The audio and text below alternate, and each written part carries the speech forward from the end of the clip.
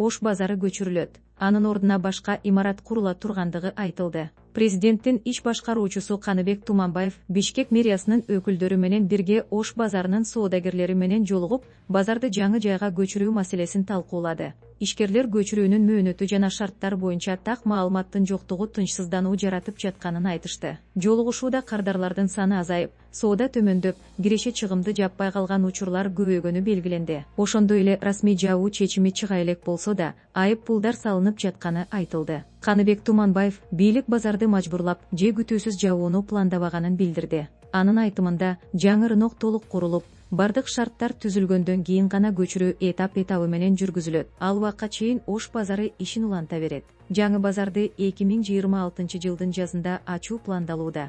Соодагерлер көчүп кеткенден кийин бул жер жабылып, ордуна парк түптүлөт. Ал эми Кыял базарынын аймагына оорукана курулат, деп билдирди Туманбаев. Ал жаңы базарга чейин каттай турган 180 автобус сатылып алынганын кошумчалады. Ошондой эле соодагерлердин айып пулдар боюнча арыздары мэрия менен биргеликте караларын жана ишкерлерге негизсиз басым болбошу керектигин белгиледи. Бийлик үчүн Ош базарынын социалдык мааниси чоң экенин айтып, көчүрүү жараяны социалдык чыңалуу жаратпай өтүшү керектигин белгиледи.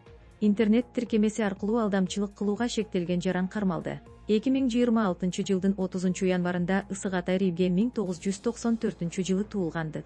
Аттуу жаран арыз менен кайрылып, 2026 жылдын 19 январында белгисиз жаран интернет тиркемеси аркылуу өзүн сатып алуучу катары тааныштырып, онлайн платформа аркылуу арыз ээси менен кат алышууга киргенин билдирген. Бул тууралуу ЧОИБнын басма сөз кызматы билдирди. Арыз ээсинин ишенимине кирип, алдамчылык жана ишенимден кыянаттык менен пайдалануу жолу аркылуу кылмышкер ага таандык болгон 15 баш койду эч кандай төлөмсүз алып, материалдык зыян келтирген. Келтирилген материалдык чыгымдын жалпы суммасы 435,0 сомду түзгөн. Бул факты боюнча Кыргыз Республикасынын кылмыш жаза кодексинин 209-беренеси алдамчылык боюнча кылмыш иши козголгон. Ыкчам издөө иш-чараларынын жүрүшүндө милиция кызматкерлери тарабынан кылмышка шектөө 1995 жылы туулган аттуу жаран аныкталган. Кыргыз Республикасынын кылмыш жаза процессуалдык кодексинин 96-беренесине ылайык ал кармалып убактылуу кармоо жайына киргизилген. Тергөө иштеринин жүрүшүндө уурдалган мал шектүү тарабынан кайра сатылып,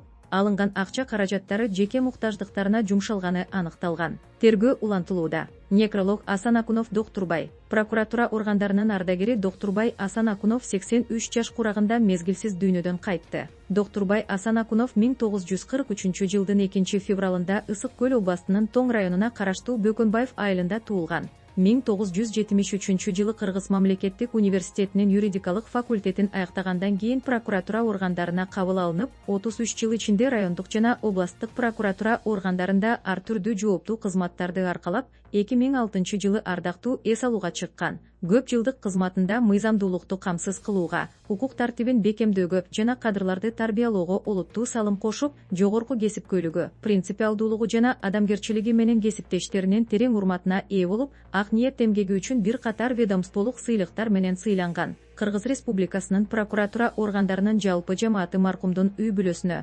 туугандарына жана жакындарына терең кайгыруу менен көңүл айтып, аза кайгысын тең бөлүшөт. Камчыбек Ташиев Сузактагы айыл тургунуна жаңы үйдүн ачкычын тапшырды. Бүгүн 4 февралда Улуттук коопсуздук мамлекеттик комитети төрагасы Камчыбек Ташиев Жалал Абад облусунун Сузак районундагы Барпы айылынын тургуну Турдубай Кожоевке жаңы турак үйдүн ачкычын тапшырды. Турдубай Кожоев 17 жылдан бери айылда молдо болуп эмгектенип келет. Ал өзүнө үй курууну баштаган. Бирок каржылык мүмкүнчүлүктөрдүн чектелүүсүнөн улам курулуш иштери толук аяктабай калган. Айыл тургундарынын кайрылуусунан кийин бул маселе Улуттук коопсуздук мамлекеттик комитети төрагасынын жеке көзөмөлүнө алынып, үй толугу менен бүткөрүлүп, жашоого ылайыктуу абалга келтирилген. Бүгүн жаңы турак жай расмий түрдө ээсине тапшырылды. Иш-чаранын жүрүшүндө айыл аксакалдары көрсөтүлгөн колдоо үчүн ыраазычылык билдирип, баталарын беришти. Кыргызстанда алгачкы шамал электр станциясы иштей баштады. Өлкөдө алгачкы шамал электр станциясы иштей баштады. Бул тууралуу Жашыл станциялар ассоциациясынын башчысы Кундуз Кырбашева социалдык баракчасына жазды.